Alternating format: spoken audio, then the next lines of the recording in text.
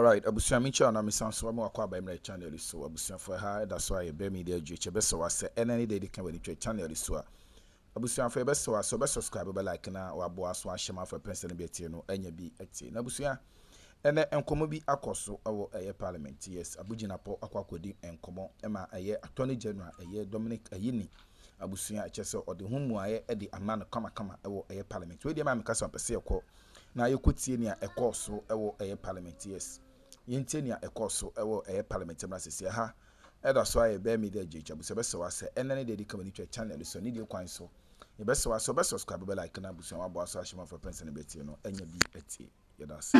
We see the profession, the entire profession, the entire medical field as a profession. So you have started a professional track. So the goal is to go through the process. Of course, there are people who don't finish. So it is in all medical and dental education. Yes. That is why people are proposing here that it should remain legal education, but not professional legal education. So, Mr. Speaker, if they want to suggest that they are, I don't know how. I mean, I'm an educationist myself. And I don't know why I'll be interested in the terminal end and not be interested in what is fed to the terminal end. Because we all know that when the foundation is wrong, it takes a lot of energy to attempt to correct. That is why members are trying to agree with the law that came to the House. Yes. That it should be the object of the council is to regulate legal education in the country to ensure the promotion and maintenance of the highest possible standard in legal education.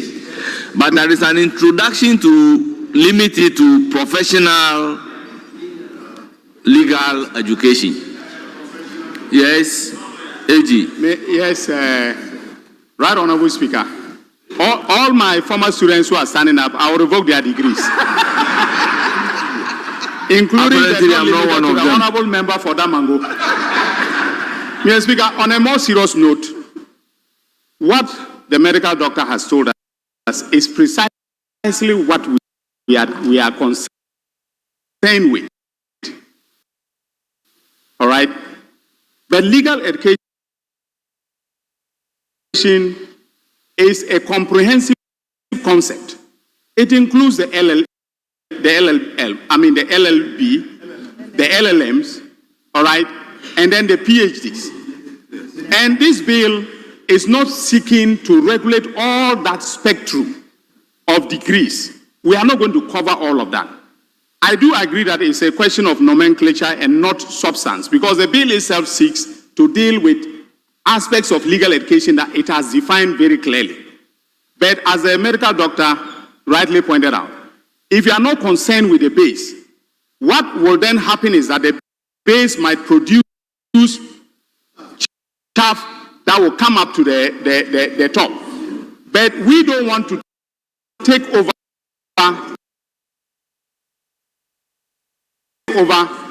We don't want to take over the functions of GTech as far as the base is concerned. So we will, in the words of the medical doctor, do complementary work when it comes to the LLB. Okay? But when it comes to the professional aspects, the Council for Legal Education and Training will comprehensively regulate and accredit universities. So, for instance, if there's a university that is offering an LLB program, but we know that they do not have the infrastructure, they have neither the infrastructure nor the personnel to be able to run the program, the Council for Legal Education and Training will not allow that university to run the professional program. That is the essence of what we are doing here. So I do not think, Mr. Speaker, that qualifying it with professional legal education does any harm to the form and substance of the bill. I think that from the from the advice that we got from, or let me say, the input that we got from the law teachers and the law lecturers, qualifying it with professional pinpoints the problem that the bill is seeking to solve. But no harm is going to be done if we leave it as legal education bill and not the professional legal education. So we'll leave it to the House.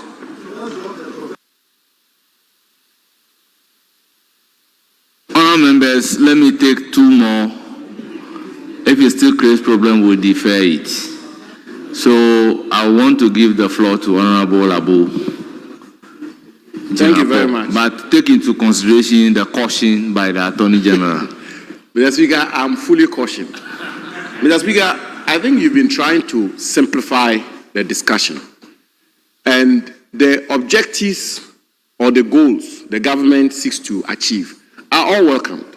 The only confusion, Mr. Speaker, is the mandate to regulate academic legal education and professional law or legal training. That's because, and I see that my master is engaged with the medical doctor. But before the Attorney General came into the chamber, the majority leader actually indicated that they seek to fuse LLB into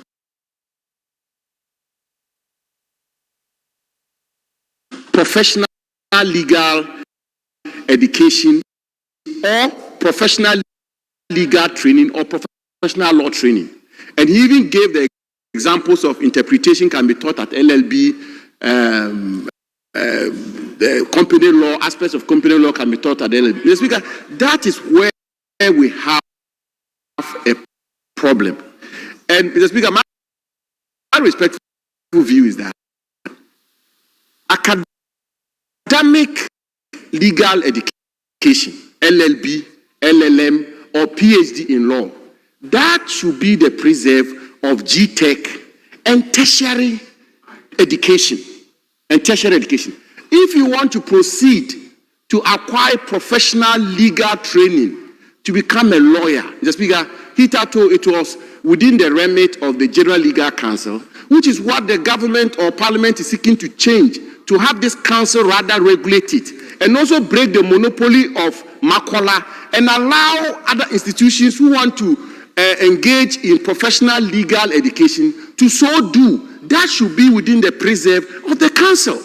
But Mr. Speaker, once you begin to straddle between the remits of LLB, the council can, in conjunction with GTech, can regulate it. That's where the confusion is. Because in this country, Mr. Speaker, basic education is regulated by the Ghana Education Service, which is kindergarten, primary school to secondary school. Tertiary education is regulated by GTech. That is what it is. Now, if you want to say you want to focus on the foundation, somebody will say to you, then start from kindergarten. Then let this council be responsible for even the work of Ghana Education Service. That would be overly simplistic. So, Mr. Speaker, what I'm saying is, to conclude, the council should be responsible for professional legal training. GTech should be responsible for tertiary academic legal education. There are people who want to do LLB, they don't want to proceed to do professional course, they want to continue to go and do LLM or do a PhD. That falls within the remit of academic. That's GTech. But if you want to veer into professional legal training, then this council will come to play. And if a university wants to set a school to engage in professional legal training, they will then require accreditation from this council. And that simplifies the matter. So let me conclude by respectfully suggesting to my master, the Attorney General, that they should withdraw the bill. Here he says that government thought through it very well. But with the suggestions we're giving to them, if they withdraw the bill and simplify it this way, it will achieve the goals they've set for themselves. And it will also ensure that there is a simplification when it comes to who regulates bill that is within the domain of parliament should be withdrawn. Then what is your responsibility as a member of parliament? Mr. Speaker, either they will take your Are you not a lawmaker? Mr. Speaker, I take your point. I'm guided. Please. Either they will take... You withdraw the suggestion that the bill should be withdrawn. Yes, Major. Did our professional training. That is tier 2. Now, it is tier 2 that created the problem. Tier 2 is where the problem of legal education, was, and that is what animated our desire to reform legal education. So it is Tier 2, that is the professional aspect, that this bill is seeking to regulate. Now, the thinking within government, the logic of the bill was that if we regulate Tier 2 and then we don't regulate Tier 1, and Tier 1 produces chaff, the chaff will move to Tier 2 and the quality of legal education standards will fall.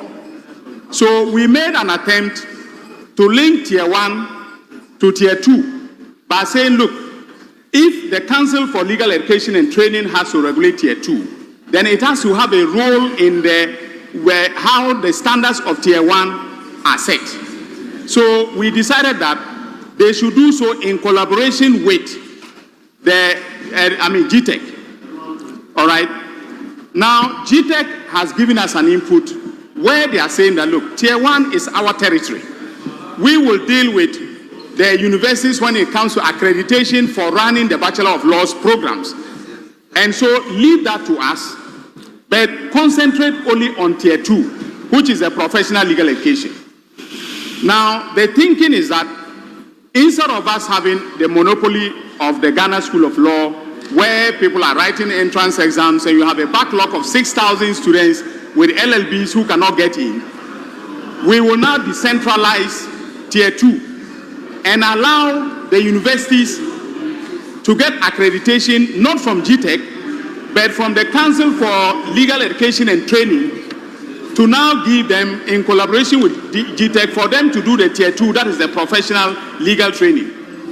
All right, that is the law practice course will be run by the universities, and the accreditation will be done by the Council for Legal Education and Training. Because that council, as you rightly pointed out in clause 2, will be in charge of professional legal education. So that is the linkage. And we want to focus more. So why didn't you bring the bill as professional legal education bill, but you are saying legal education bill? That's what is causing the confusion. Mr. Speaker, the thinking within government was broadly to overhaul the legal education regime in the country. That was the thinking within government. But in collaboration with some of the stakeholders, or in consultation with some of the stakeholders, for instance, yesterday, leader presided over a meeting where the ranking member on Constitution and Legal Affairs, the honorable member for the honorable Kwame Imedu, my own classmate, the honorable Imedu, was there. And at that meeting, the law teachers, the lecturers of the Ghana School of Law, all of them came together and they made an input. They made substantial input. And I told them I am an open-minded person when it comes to how we reform legal education. So I listened to them. And one of their concerns was that the scope of the bill should not extend to the running of the LLB programs, and that we should narrowly, refine the scope of the bill to deal with what GTEC has also pointed out. And then leader agreed that that is what, the route that we should be traveling on, and that is how come that we are amending it to read the professional legal education bill, in order to align with the thinking of some of the key stakeholders. You would agree with me that where I'm coming from and where you are also coming from, there is Tier 1 and Tier 2. So the focus of this particular bill should be on Tier 2 rather than Tier 1. Mr. Speaker, in the past, when it came to regulating professional legal education, the focus was on Tier 2. Minister, the focus was on Tier 2. But because of the reforms, there is some apprehension about standards. And the approach to dealing with the problem of standards is that we'll go back to tier 1 and be interested in what happens in tier 1. So if you look at the bill itself, you'll find out that the bill substantially regulates the LLB degree. If you look at this bill, from clauses 15,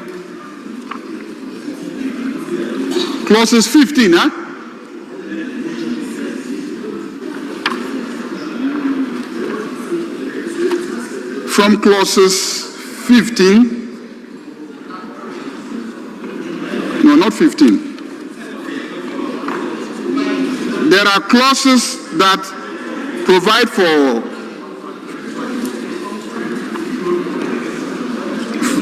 22,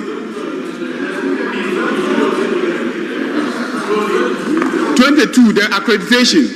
You find out that from those clauses onwards, we delve into the LLB degree, the courses that should be run. Is that okay? We delve into the accreditation and the standards in terms of the personnel that should be teaching in the university. We delve into even the library and the IT infrastructure, all at the LLB level, because people are apprehensive that if you just say that people should go and then write a bar exam, you may end up churning out substandard lawyers for us. So for that quality assurance, we've gone back and we're interested in the foundation, which is the first degree, to make sure that by the time that a university is accredited to even offer the first degree, you have met all the criteria, and then we're even obliging the council to institute an annual inspection of the universities that are offering the program, just to be sure that even the LLB degree, the standards there are well maintained. Yes. So that the product can then go and do the professional training program and then can go and write the main examinations. Yes. So, Mr. Speaker, yes, the academic law degree is there, then the professional law degree is there. Yes. But by this new regulation, we have co-opted the first degree program into the professional training. And we're even advocating that because of what we are doing, we should move some of the professional training program back into the LLB program so that we can shorten the professional period from 2 to 1. If that is the case, I am comfortable with the use of the language legal education instead of limiting it to professional legal education because of